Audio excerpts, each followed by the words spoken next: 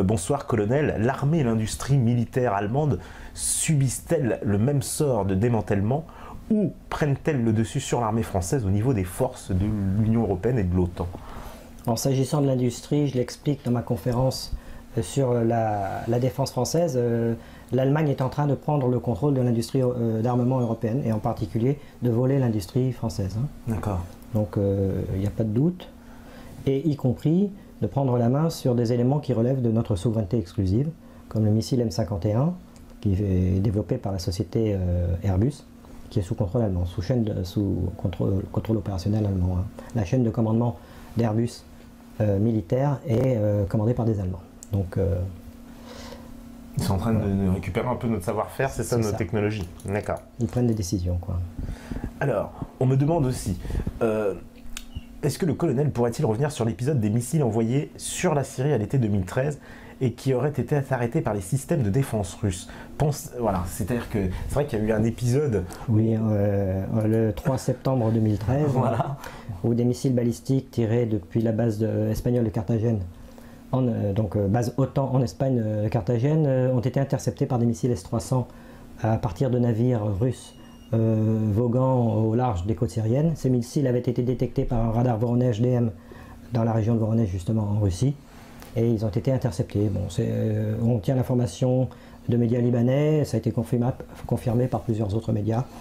C'est une démonstration du fait que les capacités défensives russes sont supérieures aux capacités offensives de l'OTAN. Parce que ils ont tenté, on va dire, c'est une tentation de l'OTAN un peu pour tester ce qu'on a fait ça. Ouais. Oui, et puis il y avait un plan d'attaque qui devait suivre et qui s'est arrêté. Oui, parce qu'à cause de, donc c'est vraiment la marine russe. Oui, c'est les systèmes de défense anti-aérienne russes qui ont arrêté ça. Oui. D'accord, donc c'est extrêmement efficace, quoi. Est-il vrai que c'est vrai qu'on peut parler de matériel obsolète concernant les Patriotes et autres armes américaines? Les Patriotes, bon, ils sont anciens, mais les S-300 également, mais ils sont remis au goût du jour en permanence. Ils sont améliorés, l'informatique, le système de guidage, la propulsion. À partir d'une même cellule de départ, on améliore progressivement. Le S-300 date du début des années 80. Ah, d'accord. Ouais. Oui. Alors le S-300 a quand même cet avantage sur le Patriot, c'est qu'il part à la verticale, alors que le Patriot est sur des rampes de lancement qui bougent. Donc il gagne du temps. Le Patriot doit se mettre dans l'axe de la menace avant de tirer, alors que le S-300 part tout de suite à la verticale et ensuite il va vers la menace. Et ensuite il va vers la menace, d'accord. Enfin bon, ça c'est un petit détail. Oui, bah, quand même à savoir. On me parle aussi, c'est vrai, des F-35. Qu'est-ce que alors, ces fameux F-35, est-ce qu'ils sont efficaces? Alors le F-35 est un échec technologique cuisant, technologique et financier. Cet avion remplit aujourd'hui à peu près 5% des missions opérationnelles pour lesquelles il a été développé. C'est un échec. Les Américains sont obligés de prolonger la durée de vie des A-10, qui sont les avions d'attaque au sol, de support aérien, et parce que justement le F-35 ne peut pas remplir cette mission. Donc les Américains, après avoir été leaders dans le domaine des avions de combat au cours des années 70 et 80, ont tout simplement loupé la marche de la 5e génération d'avions. Aujourd'hui, le F-22 est un échec opérationnel et technique, et le F-35, pire encore. Mais comment ça se fait? C'est quoi? Ils sont devenus mauvais? C'est pas ce qui s'est passé? Non, ça tient à la façon dont ils sont fabriqués. Les programmes qui ont été un succès aux États-Unis ces dernières années, le F-117, le B-2, sont des programmes secrets au départ. Sont ce qu'on appelle des black programs. Les Américains ont toujours des programmes secrets en développement. Et ces programmes, donc, évidemment, sont le maître d'œuvre et le maître d'ouvrage et le maître d'œuvre, c'est l'État. Donc là, il y a un seul commandeur. Et donc, ça marche. Dans le cas du F-35, dans le cas du F-22, ce sont des programmes dont la responsabilité est disséminée au travers de différentes sociétés, parce que chaque sénateur veut avoir sa part du gâteau, et si bien qu'il y a une mauvaise coordination, et au résultat, ça ne marche pas. Il y a eu des échecs cuisants par le passé, des échecs technologiques cuisants qui relèvent des mêmes causes.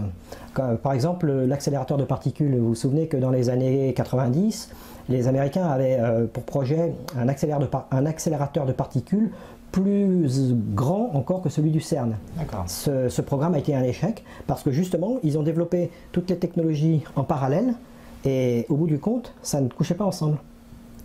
Et c'est ce qui se passe avec le F-35, c'est ce qui s'est passé avec le F-22. Il y a eu des défauts de conception énormes qui font que ce sont des échecs. Donc en fait, cela tendrait à prouver qu'en matière de programmes importants, et d'ailleurs, petite parenthèse, ça a failli être le cas pour l'A380, hein, puisqu'il y avait des logiciels allemands et français qui ne couchaient pas ensemble. Ça a été réglé au dernier moment. Cela tendrait à démontrer que, en matière de programmes importants, le public est beaucoup plus efficace que le privé. C'est une démonstration éclatante. Ah, d'accord.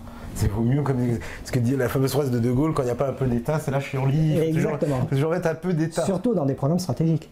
D'accord. Alors, on me pose la question.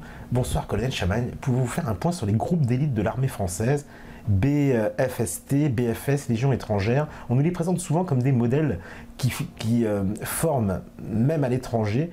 Voilà, on nous les présente souvent comme des modèles qui forment même à l'étranger. Je ne sais pas trop qu'est-ce qu'il a voulu dire. Sont-elles toujours en pointe? Ces nombreuses formations constituent-elles un risque de voir s'échapper ce savoir-faire? Comment ces groupes sont perçus? Oula, alors là, je suis très moyennement compétent en la matière. Il est vrai que les unités d'élite de l'armée française, telles que la Légion étrangère et certains régiments spécialisés, ont une très bonne réputation. Je pense qu'ils la maintiennent, compte tenu du fait que cette réputation repose essentiellement sur des savoir-faire, plus que sur de la technologie. Et donc les savoir-faire, s'ils sont bien transmis, perdurent. Donc tout ce qui repose sur du savoir-faire humain et qui repose très peu finalement sur de la technologie peut être préservé. Donc je dirais que oui, je pense que les unités d'élite de l'armée française, en particulier de l'armée de terre, puisqu'on parle de la Légion étrangère et de ce type de régiment, sont toujours très efficaces. Oui. D'accord. Alors on me dit bonsoir mon colonel, auriez-vous une idée de ce à quoi pourrait ressembler une guerre dans le futur? C'est vrai qu'on se dirige vers quoi effectivement, parce que bon, pour tout dire, on voit ces images, on se projette avec des guerres de robots, de plus en plus les exosquelettes et compagnie, etc. Tout ça, on sait que c'est des fictions un petit peu, mais enfin, est-ce que c'est vraiment des fictions? Comme je l'écris dans mon livre L'art de la guerre aérienne, comme je le démontre dans ce livre, la supériorité de l'information est le préalable à la supériorité aérienne, qui elle-même est le préalable aux actions de terrain, aux actions de surface, sur terre et sur mer. Si je devais imaginer un scénario dans le futur, un scénario, une imagination, hein. Imaginez par exemple qu'un groupe de hackers extrêmement pointus arrive à percer les systèmes d'armes de l'ennemi et arrive à mettre un virus dans les missiles ennemis, virus qui dit mise à feu égale autodestruction. C'est-à-dire que quand l'ennemi tire son missile, ce missile explose à la mise à feu. Là, ce serait un scénario de guerre par l'information, par les mathématiques, par le fait d'être capable de percer, de rentrer dans l'informatique et dans les systèmes ennemis. Ce pourrait être un scénario. Je pense que la probabilité pour le futur d'une guerre qui soit gagnée de cette façon, par la supériorité de l'information, par la supériorité des mathématiques, cette probabilité est non nulle. D'accord. Et elle augmente en plus avec elle augmente technologie, plus on va... les systèmes, on l'a bien vu avec l'affaire des Iraniens qui ont détourné des drones ultra sophistiqués américains. Ouais. Tous ces composants militaires qui reposent sur la technologie reposent sur les communications. Un drone, ça n'est qu'un engin piloté de l'extérieur. Et les ordres de pilotage transitent par des lignes de communication qui passent par satellite ou des choses comme ça. Voilà. Et donc ces informations qui transitent sont interceptables et sont virusables. Donc plus on entre... Vous savez, le patron du centre de guerre électronique de Moscou a déclaré récemment, après l'affaire des Sukhoi 24 sur le croiseur Hook en mer Noire, ouais. A déclaré la chose suivante: plus un système est complexe, plus il est facile à brouiller. Et c'est une réalité, parce qu'un système complexe repose sur les communications entre les différents éléments du système. Donc si on intercepte les communications et si on est capable de les polluer, même pas de les détruire complètement, mais simplement de les polluer, d'induire des biais, eh bien la synthèse devient très difficile à faire. C'est probablement ce qui s'est passé, ça s'appelle du brouillage de suppression. C'est probablement ce qui s'est passé avec cette affaire des Sukhoi 24 équipés d'un conteneur de guerre électronique qui ont survolé le Donald Hook. Et puis qui s'est retrouvé aveugle, c'est ça le bateau américain qui était équipé du système Aegis, prétendument le plus efficace du monde en termes de défense antiaérienne, ne les a pas vus venir, ne les a tout simplement pas détectés. Le système le plus simple, pour illustrer ce que je vais dire, je vais parler du système le plus simple. Le système le plus simple est composé de 2 éléments. On va prendre le cas des missiles, des systèmes de défense antiaérienne des années 70, qui étaient composés d'un radar de surveillance qui tourne très vite et qui détecte dans un rayon adéquat sur 360 degrés les menaces. Quand le radar a détecté une menace, il donne l'information au système de missile qui lui est équipé d'un radar très directionnel qui se cale dans la direction que lui indique le radar de surveillance et qui accroche, qui se verrouille, qui se fixe sur la menace et qui tire son missile. Si vous arrivez à brouiller un tout petit peu le radar de surveillance, à induire par exemple une erreur de 5 degrés dans l'azimut, ça suffit pour qu'au moment où le pointeur, le radar de tir, qui lui a un pinceau radar très étroit, se pointe dans la direction indiquée, il n'y a rien en face. Donc il suffit d'un peu de brouillage pour que le système soit aveugle, soit inefficace plus exactement. Et quand vous prenez un système encore plus complexe, qui possède plusieurs éléments en interaction les uns avec les autres, eh bien il est facilement brouillable par une simple perversion, même pas un gros brouillage, mais une simple perversion des informations qui transitent à travers le système.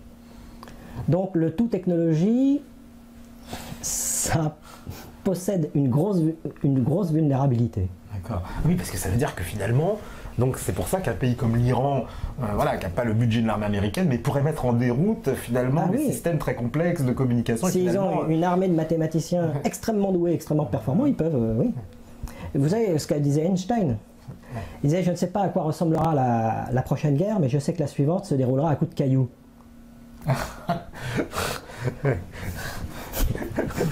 Excellent, excellent, effectivement. Oui. Alors évidemment, on me cite la phrase de Mitterrand dans son testament. Mitterrand, la France ne le sait pas, mais nous sommes en guerre avec l'Amérique, etc. Sans mort, une guerre à mort. C'est vrai, bon, tu l'as expliqué tout à l'heure, pour toi, il le dit après, il le dit trop tard, quoi. C'est-à-dire qu'il aurait dû nous le dire avant, c'est ça, il aurait dû surtout faire en sorte que ça ne se passe pas.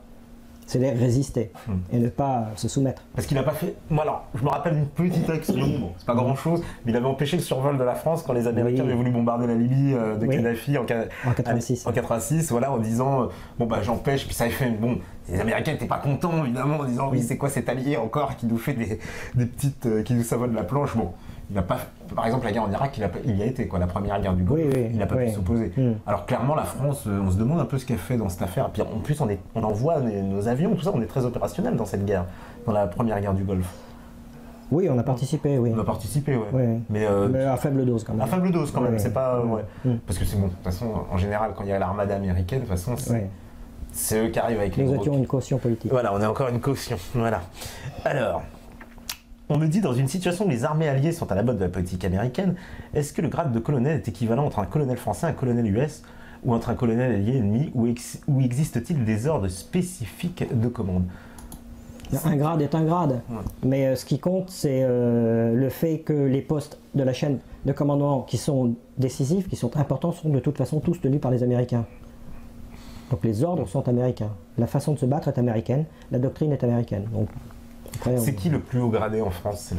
C'est le chef d'état-major des armées. C'est le d'état-major des armées. Et lui, donc, il obéit à un commandeur américain, c'est ça? Non, le chef d'état-major des armées n'obéit pas à un commandeur américain, il obéit au chef de l'État. D'accord.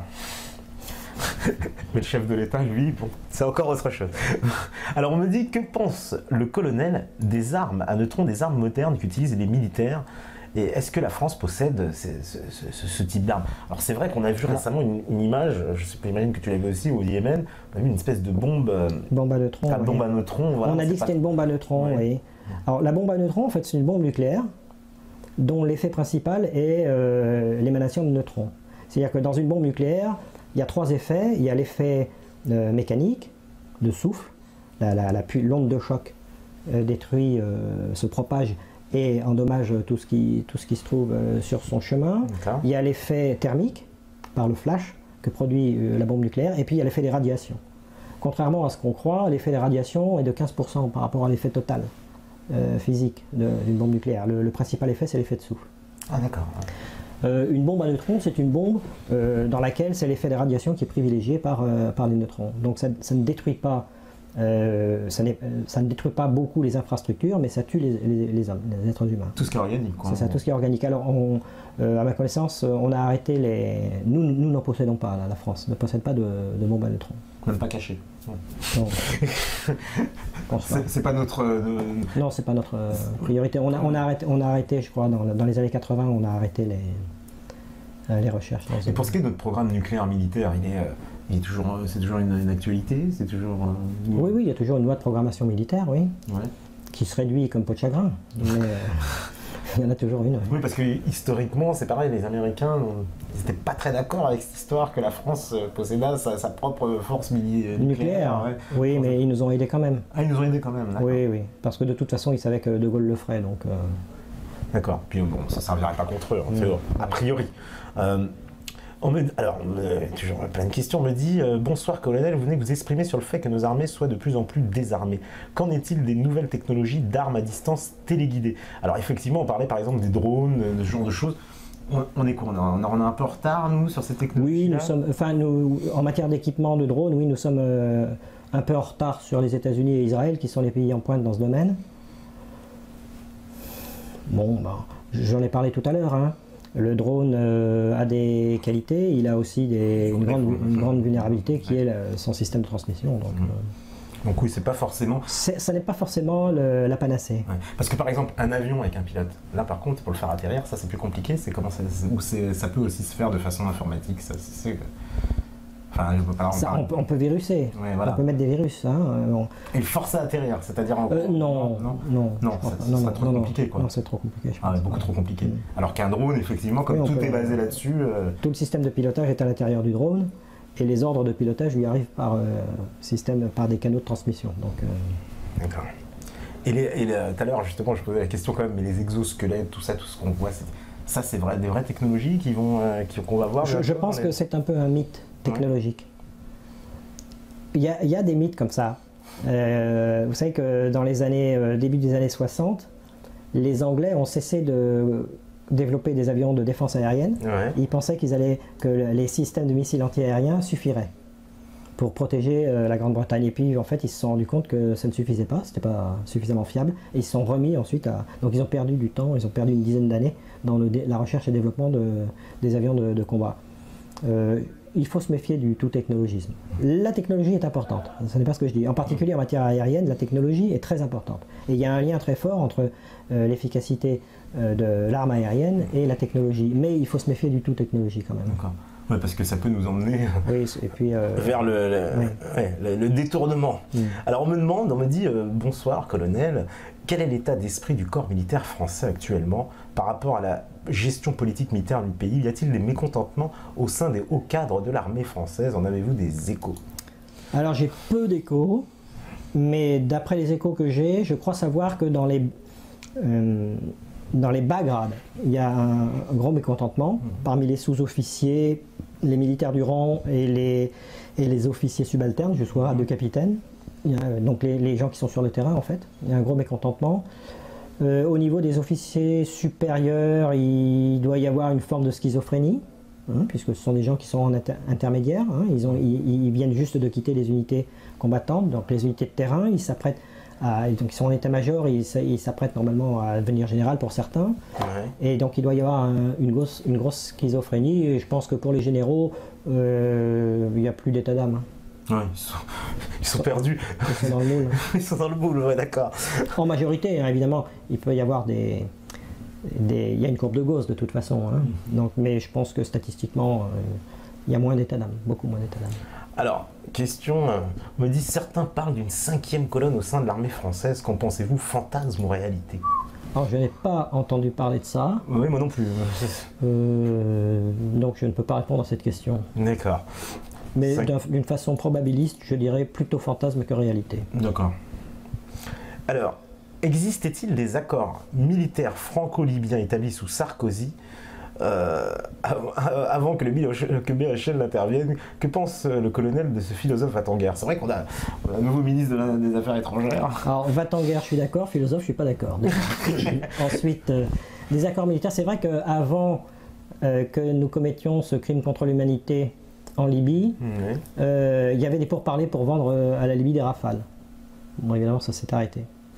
Nous n'avions plus d'attachés militaires en Libye, et puis nous en avons établi un quelques années avant que nous la détruisions. On a du mal à les vendre, ces Rafales d'ailleurs. Non, on va avoir de plus en plus de facilité à les vendre, je pense, puisque les Américains n'ont rien à proposer en face. D'accord. Bien, puisque le F-35 est un échec, le F-22 est un échec. Mais l'affaire du Mistral, ça nous a pas fait mal quand même, cette affaire, d'un point de vue... Oui, mais après, il y a le principe de réalité. Quand un pays veut acheter de l'armement, il voit ce qu'il existe sur le marché. Donc pour acheter aujourd'hui un avion de combat moderne, un pays qui n'a pas de capacité de production autonome d'avions de combat, qui veut acheter des avions de combat modernes, il a le choix entre le Rafale et le Sukhoi 35. D'accord. En gros. En gros, ouais. Mhm. Donc il n'y a plus de concurrents américains, sauf des avions des générations 80, donc ils sont inférieurs, F-16, F-17, F-18, F-15. Ouais. Et donc il y a le choix entre le Typhoon, l'Eurofighter n'est pas très bon, donc il n'est pas très compétitif. Les Anglais arrivent à le vendre à leurs anciens vassaux, mais c'est tout, quoi. Parce que les Américains, quand même, il est vrai, et ce qui c'est confirmé, ils nous ont quand même sacrément savonné la planche sur le Rafale. Oui, parce qu'à chaque fois qu'on a annoncé une vente, immédiatement... Après, il y a le principe de réalité. À partir du moment où ils ne peuvent pas proposer quelque chose en face, quand un pays a besoin tout de suite d'avions de combat, regardez, c'est ce qui s'est passé en Égypte, c'est ce qui se passe en Inde, peut-être parce que le contrat n'est pas encore signé, mais voilà, c'est ce qui va se passer dans les pays du Golfe. Mais ça effraie pas un peu les pays, cette affaire du Mistral, de se dire la France, c'est pas très sûr. Oui, bien sûr. C'est-à-dire qu'elle va nous vendre, puis après c'est les États-Unis qui décident, parce que dans l'affaire du Mistral, c'est clairement ça. C'est clairement ça, mais dans l'affaire du Mistral, il y avait des concurrents. Je veux dire, la France n'est pas... Enfin, le Mistral est un très beau bateau, il est peut-être même unique en son genre, mais la donne n'était pas la même. Pour les avions de combat, là, on se retrouve avec un choix très réduit. Et peut-être même que l'armée de l'air américaine va acheter des Rafales, qui sait. Mais si le F-35... Le F-35 ne fonctionnera pas, ne sera jamais opérationnel, tel que c'est parti. Donc, que vont-ils faire? Leur flotte d'avions est vieillissante. Donc soit ils relancent la production des F-15 et des F-16 en les modernisant, soit ils achètent et soit ils ont le choix entre le Sukhoi 35 et le Rafale. D'accord, parce que le F-16 commence à être vieux en plus. Ah oui, c'est un avion qui date des années 70. Cela dit, le système d'armes a évolué. Hein. Oui. Le F-16 actuel n'est pas le même que... La cellule est la même, mais le système d'armes a évolué. Néanmoins, ça reste un avion conçu au début des années 70. Parce que j'ai vu que les Sukhoi, oui, effectivement, les nouveaux étaient particulièrement efficaces, c'est ça? Oui, le Sukhoi 35, oui. Alors, cela dit, les avions russes aussi, ils sont très efficaces, mais ils ont un défaut, c'est la maintenance. C'est des avions qui sont lourds à maintenir. Bon. Parce que justement, alors ça, la question technique, quand nous on va fournir, imaginons des Rafales, à un pays, c'est nous qui assurons justement cette maintenance, ça fait partie du contrat? Non, ça dépend des contrats. Dans certains pays, on vend les avions, on vend les pièces de rechange, de toute façon on forme les personnels. On forme le personnel sur l'avion, les mécaniciens, les pilotes. Et ensuite, une fois qu'ils ont acquis la compétence, ils se débrouillent. Donc c'est forcément politique déjà. Oui, c'est de toute façon, on ne vend pas un matériel militaire comme ça, comme on vend des sandwichs ou des machines à café. C'est la vente de matériel militaire est d'abord politique, et essentiellement politique. Ça, c'est une donnée de base qu'il faut avoir en tête. Puis ensuite, il y a les principes de réalité. Il y a ce qui est disponible sur le marché. Il n'y a pas tant de pays que ça finalement. Non, il n'y a pas tant de pays que ça. Donc nous, on est quand même plutôt bien placés en fait, la France. Même si notre industrie est en train de... Oui, mais l'industrie, c'est l'industrie qui a été fusionnée dans le cadre européen. Airbus, qui était anciennement EADS. Mais Dassault est une entreprise autonome. D'accord. Et patriotique, plutôt patriotique. Donc avec le Rafale, c'est une autre paire de manches. Heureusement que nous avons le Rafale. D'accord. Et Thales aussi, Thomson sont des fabricants d'armes aussi? Alors, Thales aussi, je ne connais pas la structure capitalistique de Thales, mais de toute façon, il y a déjà beaucoup de capitaux étrangers dans Thales, je pense. D'accord. Parce que ça aussi, ça fait partie d'une stratégie aussi un peu de... Oui, bien sûr, comme Alstom. Bon. Sauf que là, Dassault, c'est une entreprise française, 100%, et donc là, de ce côté-là, il n'y a pas de problème. D'accord. Alors, justement, ça c'est une question qu'on a posée aussi, qu'on nous demande souvent. Pensez-vous que certains de nos généraux sont capables de mettre un coup d'État en place pour virer les traites qui nous dirigent? En tout cas, est-ce qu'il y a une possibilité de... Alors, voilà, comme je t'ai dit, je poserai la question parce que c'est une question qui revient souvent, et beaucoup de gens pensent à ça, et même certains fondent toute une philosophie là-dessus en disant on va être sauvé par un militaire, un général. Je ne pense pas. Je ne pense pas qu'il y ait au sein de l'armée, au sein des généraux en activité, des velléités telles que celle-là. Donc, je pense pas. Et puis, ce serait compliqué en plus, c'est extrêmement compliqué. Parce que clairement, pour dire par exemple un coup d'État, on va dire voilà, imaginons quelques généraux qui se mettent d'accord, mais il faut comment ils peuvent faire dans cette chaîne de commandement? Les généraux sont nommés en Conseil des ministres. Donc, bon, évidemment sur proposition des armées. Mais non, je pense pas, honnêtement, ça ne me semble pas crédible. Non. Pas en France en tout cas. Non, pas en France. Certainement dans d'autres pays, mais pas en France. Alors, question aussi, on me dit, pense-t-il que les forces armées en général actuelles peuvent survivre à la disparition des ressources fossiles? C'est vrai que l'armée, elle est dépendante énergétiquement. Très dépendante du pétrole, oui. Si demain il y a cette baisse du pétrole, parce que est-ce que c'est pas aussi une clé ça on va dire justement de la stratégie militaire, parce que en gros on coupe les robinets et puis. Alors il peut y avoir des ruptures technologiques aussi. Oui. Il peut très bien y avoir une rupture technologique qui fasse qu'on n'ait plus besoin de pétrole pour propulser les avions. Ça pourrait se faire. La probabilité est non nulle. Des ruptures technologiques, on en a connu par le passé. Donc, mais dans l'état actuel des choses, oui. Indispensable. Indispensable. Par exemple, là, imaginons par exemple, dans le cas, on le sait, c'est une situation sur laquelle on entend souvent parler, le blocage du détroit d'Ormuz, par lequel passe l'essentiel du pétrole mondial, 40% je crois de la production mondiale. Qu'est-ce qui se passe? C'est une catastrophe là. Mais l'armée, elle a des ressources stratégiques, c'est ça? Elle aura toujours les moyens de fonctionner. Il n'y a pas que le pétrole du Golfe, mais il y en a ailleurs, il y en a au Venezuela, en Afrique, il y en a un peu partout. Et puis on découvre du pétrole offshore de plus en plus. Mais oui, dans l'état actuel des choses, un blocus du détroit d'Ormuz poserait de gros problèmes.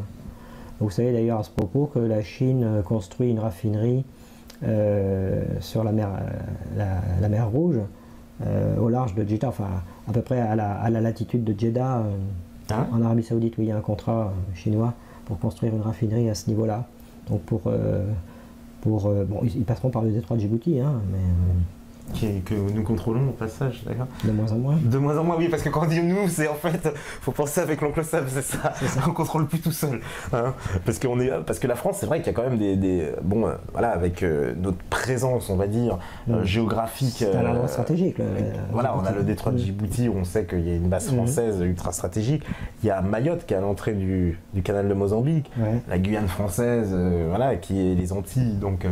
Pas loin de l'Amérique, je parle même pas de la Polynésie, qui est un énorme espace dans le Pacifique Sud. On a quand même des endroits très très très stratégiques. Très stratégiques. La France est possède le deuxième territoire marin. Marin, oui, voilà. Au monde. Avec grâce en particulier aux archipels de la République situés dans l'océan Indien et dans l'océan Pacifique. Parce que ça, c'est ultra. Quand même, il y a très peu de pays qui ont autant de, j'ai envie de dire, une présence comme ça. Les États-Unis, bien sûr, mais je veux dire, à part les États-Unis, d'autres pays européens. Une grosse présence, oui. Ça, c'est réellement stratégique. Et quand on pense que les ressources halieutiques sont en train de baisser considérablement, que certains biologistes parlent d'un effondrement de l'écosystème marin, nos zones d'exclusivité économique, les ZEE qui vont jusqu'à 200 nautiques en mer, constituent un enjeu stratégique. Et nous serions bien avisés de développer les outils maritimes pour assurer notre souveraineté sur ces espaces. Alors là, j'ai une question, c'est vrai aussi, qui revient souvent. Colonel, peut-on imaginer l'armée française prendre position physiquement contre son peuple sur des ordres de ses politiques? Est-ce que c'est vrai que, en cas, on va dire, d'insurrection, on va dire, est-ce que l'armée française sera, j'ai envie de dire, mise à contribution pour stopper? Alors là, je prends une pièce, je la lance en l'air et j'attends qu'elle retombe pour voir le résultat. On ne peut pas savoir, hein. Non. Parce que c'est vrai que si on demande à des militaires de tirer sur des Français, qu'est-ce que c'est? Ça dépend du contexte. Honnêtement, c'est impossible à répondre, quoi. Mais je pense que s'il fallait tirer sur la foule en France, l'Union européenne utiliserait plutôt la gendarmerie européenne, l'Euro-Gendarme. L'Euro-Gendarme, là, ouais, le truc. Ouais, comme ils ont fait, paraît-il qu'ils sont stationnés en Grèce, qu'il y a eu une tentative. Alors, ouais. Mais non, honnêtement, je ne sais pas répondre à cette question. D'accord. Alors, est-ce que les États-Unis... Oui, je pense que ça, c'est une question qui a été répondue, mais bon, voilà, est-ce que la créature créée par les États-Unis, Daesh, leur a-t-elle échappé comme Al-Qaïda, hein, Il y a toujours la probabilité de Frankenstein, hein. Ouais. Le scénario Frankenstein. Ce monstre, et puis à la fin, il s'en va tout seul. Le monstre prenne son autonomie. Et ça dépend du contexte. Si la puissance américaine décline brutalement et fortement, ce sera le cas. Imaginons une chute brutale de l'économie américaine, du dollar, parce que l'économie américaine est déjà sur une pente très très descendante, et une chute du dollar, un effondrement du dollar. La probabilité que le monstre prenne son autonomie sera plus importante. Ouais. Parce qu'il faut bien le rappeler, ce budget de l'armée américaine, c'est complètement pharaonique. Donc c'est 800 milliards de dollars. 800 milliards de dollars. Ce qui représente, alors j'avais vu le budget des 25 autres pays derrière, y compris France, Chine, Russie, Angleterre. L'économie américaine ne tient plus que par son industrie militaire, son lobby militaire ou industriel. Ouais. Oui, parce que là, c'est de la folie. Parce qu'à un moment donné aussi, parce que ça, c'est quelque chose qui semble, sur le point de vue géopolitique, même peut-être les Américains, des fois, on a l'impression qu'ils ne comprennent pas, mais quand on a une armée aussi grosse, il faut s'en servir, en fait, c'est ça. Parce qu'une armée dont on ne sert pas, ça coûte plus cher ou c'est équivalent? C'est quoi? Au départ, la défense nationale, la défense d'une nation, la défense est à la nation ce que les défenses immunitaires sont au corps humain. Donc, une armée bien pensée pour un État-nation a la dimension appropriée. C'est-à-dire qu'elle ne doit pas être trop faible, mais il n'est pas nécessaire non plus qu'elle ne soit trop puissante. Elle doit être adaptée dans une stratégie défensive. Si demain la France recouvre sa souveraineté, la première chose à faire en matière militaire sera de réorienter notre stratégie de défense sur une stratégie défensive et de reconstituer toutes les capacités nécessaires à la défensive avant de passer éventuellement à autre chose. Ce sera la première des priorités pour la défense nationale. Ça veut dire être capable de maintenir la souveraineté de notre espace aérien, de notre espace terrestre et de notre espace maritime. Et on parlait de l'espace maritime tout à l'heure. Là, il y aurait des choses à faire. Ouais. Parce que je pense que nous n'avons pas suffisamment de bateaux. Ah oui, voilà un petit mot sur la marine. Nous n'avons pas suffisamment de bateaux pour assurer la souveraineté de notre espace maritime, en particulier en Polynésie, dans l'océan Pacifique. Ah donc on a des vulnérabilités alors quand on a des failles dans notre armée. Mais je ne pense pas que nous soyons vulnérables à une attaque en Polynésie, mais en revanche, nous pouvons être vulnérables à des bateaux de pêche qui viennent piller les ressources halieutiques à proximité de nos territoires de la République. Et ça, il faudrait pouvoir être capable de le protéger. Ah, d'accord. Parce que l'armée est faite pour protéger le pays. Il ne faut pas l'oublier. Il ne faut pas l'oublier, oui. Un petit mot justement aussi sur Vigipirate et ces militaires qu'on voit maintenant avec l'idée que dans le public, on soit carrément habitué à voir des militaires accompagnés de policiers un peu partout. Je pense que là, il y a une volonté politique qui vise à habituer, effectivement, comme tu dis, habituer le peuple au contrôle social, avec des militaires dans la rue. Je trouve que c'est purement un scandale. Le Vigipirate a été mis en place après l'affaire du Drakkar, après l'attentat contre le Drakkar au Liban, en 83, je crois, 2 ou 3. Et à l'époque, donc, nos forces de police, c'est-à-dire police-gendarmerie, ont dû être augmentées par le soutien, le support de l'armée pour mettre en place ce plan Vigipirate. Ça fait quand même plusieurs décennies que ça dure. On aurait dû, depuis le temps, adapter notre dispositif de sécurité intérieure, police et gendarmerie, à une situation de menace potentielle.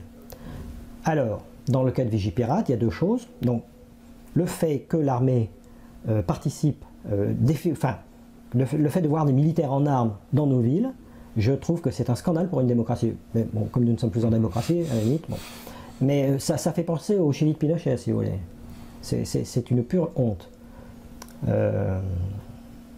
Et la deuxième chose, j'ai oublié. Non, voilà. Alors, on me demande aussi, Monsieur Chaman, que pouvez-vous nous dire sur les munitions à uranium approuvé qui provoquent des dégâts en 2 temps? C'est vrai qu'on entend souvent parler de ce genre d'armes à uranium approuvé utilisées par les Américains en Irak, en Afghanistan. On découvre ça en plus. Le génie humain n'a pas de limite dans le domaine des armements. Hein. Il y a l'uranium appauvri, il y a les armes qu'ont utilisées les Israéliens contre la bande de Gaza, là, les phosphore. Bon, tout ça, c'est... Parce que ça, c'est des armes, elles sont indispensables vraiment dans les conflits, parce qu'on nous a expliqué que c'était pour détruire les blindages. Pour détruire les blindages, oui, c'est plus efficace contre les blindages. Bon, jusqu'où faut-il aller? Oui, parce que ça a des conséquences humaines. Ah oui, terribles, humaines, écologiques, ça a une rémanence. Alors, évidemment, voilà, la question sur le F-35, voilà, où on me dit, oui, évidemment, cet avion est une catastrophe technologique, mais tu as largement répondu à cette question. Ah, voilà, on me dit, bonsoir, est-ce qu'il existe un danger pour la France si elle se retire de l'OTAN et quelles seraient les conséquences probables? C'est-à-dire qu'évidemment, il y a beaucoup de gens qui pensent qu'on se dit, si on se retire de l'OTAN, les Américains ne nous laisseront pas faire. Alors bon, donc sur la stratégie militaire de la France à mener, j'en ai parlé, recentrage vers une politique défensive et reconstitution d'une défensive consistante et efficace, avec toutes les capacités afférentes. Sur le fait que les Américains puissent s'y opposer, bien sûr, ils nous mettront des bâtons dans les roues, mais là encore, ça dépendra de la situation géopolitique globale. Si nous retrouvons notre souveraineté avant que les Américains aient chuté complètement, il y aura, oui, des manœuvres des Américains pour nous mettre des bâtons dans les roues, c'est clair. Si ça se passe d'ici 4-5 ans, au moment où le nouvel ordre mondial multipolaire sera à peu près en place, là, le danger sera moindre. Oui. Ça tout dépendra en fait de l'environnement. Tout dépendra de la situation géopolitique globale. D'accord. Puisque évidemment, si les Américains sont affaiblis, ils auront peut-être moins les moyens de pouvoir rétorquer. Mais clairement, ça leur plaira pas quand même. C'est pas non plus. Oui, mais de toute façon, quand le système s'effondrera, tout partira en déliquescence. Hein. On a vu ce qui s'est passé en URSS. Ouais. D'abord, c'est l'URSS, c'est le pacte de Varsovie qui s'est déconstruit. Et puis même l'URSS, c'est-à-dire les républiques incluses dans l'URSS, elles-mêmes ont pris leur autonomie. Donc quand un système fait défaut, quand un système s'effondre, c'est tout qui s'effondre, c'est tout qui part en vrille. C'est comme une avalanche. Une fois que l'avalanche est déclenchée, rien ne l'arrête. Et un effondrement, c'est comme ça. Une fois que l'effondrement est parti, rien ne l'arrête. Donc il se pourrait très bien que l'effondrement entre guillemets de cet empire américain passe par justement la défection de certains pays, puis ensuite que tout partira en vrille. Alors on me demande effectivement, j'avais vu une question sur mon colonel, pas moi, parce qu'il dit mon général. Non, bon, c'est bon. Il t'a monté d'un grade.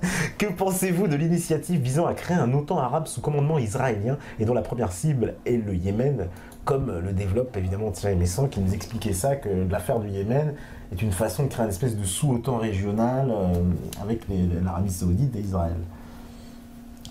Bon, la même réponse que précédemment. cette initiative ne tient pas la route au regard de l'évolution de la géopolitique mondiale et du basculement des forces. D'autant que on voit que l'Arabie Saoudite se tourne de plus en plus vers la Chine. Non, je pense que là encore il s'agit d'un fantasme. Il s'agit des dernières cartouches que l'Empire tire pour consolider. C'est une façon, en fait, c'est un aveu de faiblesse. C'est une façon d'externaliser leur domination. Ils sont plus capables de le faire nous-mêmes, donc on va confier la tâche à d'autres. Mais ça ne tient pas la route. Ça tient pas la route parce qu'il n'y a pas les conditions géopolitiques pour ça. D'accord.